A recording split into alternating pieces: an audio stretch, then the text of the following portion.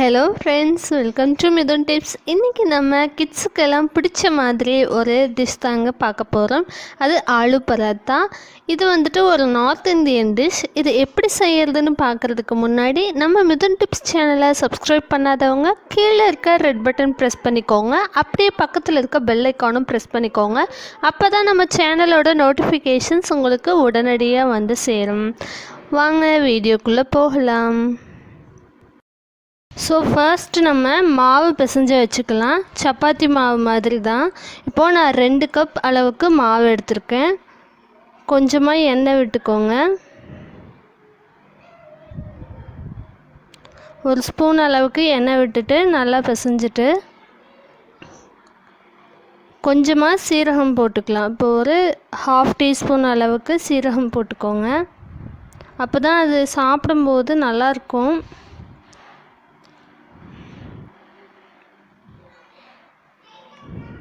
நல்லா மிக்ஸ் பண்ணி விட்டுக்கோங்க.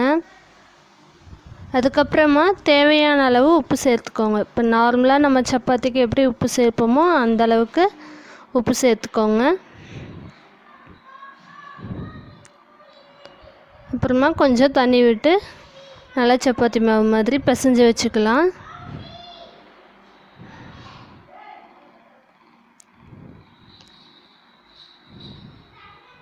இப்போது நல்லா பிசைஞ்சாச்சு. இது வந்து நம்ம ஃபில்லிங் செய்கிற வரைக்கும் இது கொஞ்சம் நேரம் ஊறட்டும். அப்போ தான் நல்லா ஸ்மூத்தாக இருக்கும். இப்போது மேலே கொஞ்சம் 1 ஸ்பூன் நெய் விட்டுட்டு நல்லா பரட்டி வச்சுட்டேன்.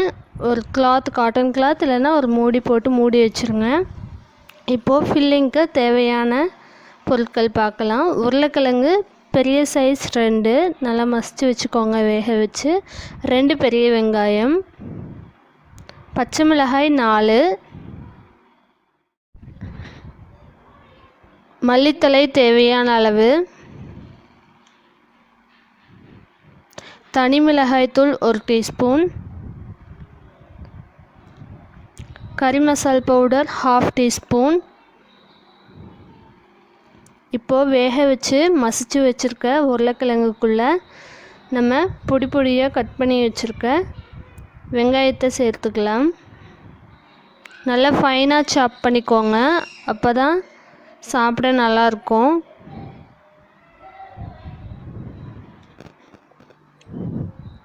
இப்போ நல்லா மிக்ஸ் பண்ணி விட்டுக்கோங்க.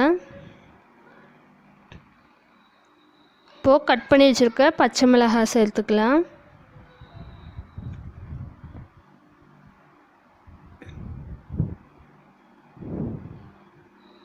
அடுத்து கறி மசால் பவுடர். மிளகாய்த்தூள் வந்து உங்களுக்கு காரத்துக்கு ஏற்ப எடுத்துக்கோங்க. ஏற்கனவே பச்சை மிளகாய் போட்டிருக்கோம். ஸோ இது வந்து எந்த அளவுக்கு உங்களுக்கு காரம் தேவையோ அந்த அளவுக்கு சேர்த்துக்கோங்க.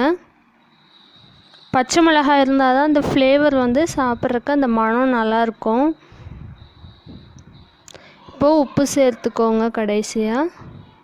நல்லா பிசைஞ்சிட்டு அதுக்கப்புறமா ஃபைனலாக மல்லித்தழை சேர்த்துக்கலாம். இப்போ பார்த்திங்கன்னா இந்த மாதிரி நல்லா மிக்ஸ் பண்ணிக்கோங்க.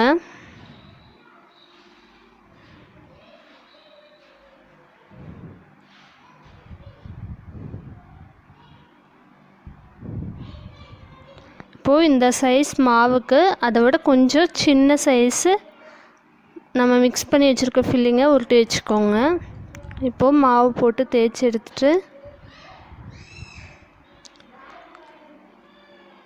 நம்ம எடுத்து வச்சுருக்க உருளைக்கிழங்கு அந்த மசாலா உள்ளே வச்சு இது மாதிரி மடிச்சுக்கோங்க.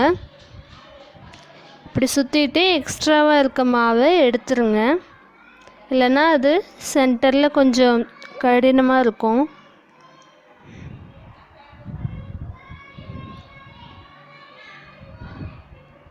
அது நம்ம தேய்க்கும் போது நம்ம உள்ளே வச்சுருக்க ஸ்டஃபிங் வந்துட்டு வெளியே தெரியும். ஸோ அதனாலலாம் ப்ராப்ளம் இல்லை. இப்படி நல்லா தேய்ச்சிக்கோங்க. இப்போது தோசைக்கல் சூடாயிருச்சு.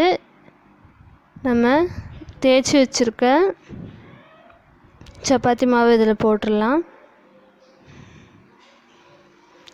1 டீஸ்பூன் நெய் விட்டுக்கோங்க.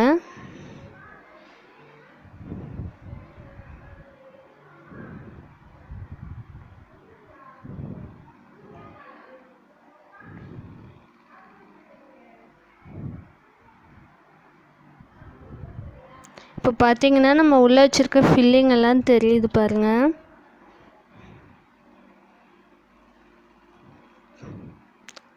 இப்போ இது ஆல்மோஸ்ட் குக் ஆயிடுச்சு.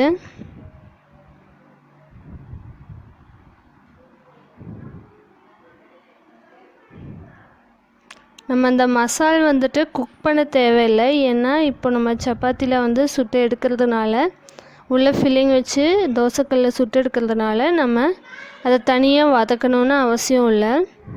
இப்போது சூடான ஆலு பராத்தா தயாராகிடுச்சு. இதுக்கு சைட் டிஷ் பார்த்திங்கன்னா தயிர் வச்சுக்கலாம். உள்ள சாட் மசாலா போட்டு மிக்ஸ் பண்ணி வச்சுட்டு அதுவும் நல்லாயிருக்கும், அல்லது ஊறுகாய் நல்லாயிருக்கும். ஸோ இந்த ரெசிபி உங்களுக்கு பிடிச்சிருந்ததுன்னா லைக் பண்ணுங்கள், ஷேர் பண்ணுங்கள் அண்ட் கமெண்ட் பண்ணுங்கள். தேங்க்யூ.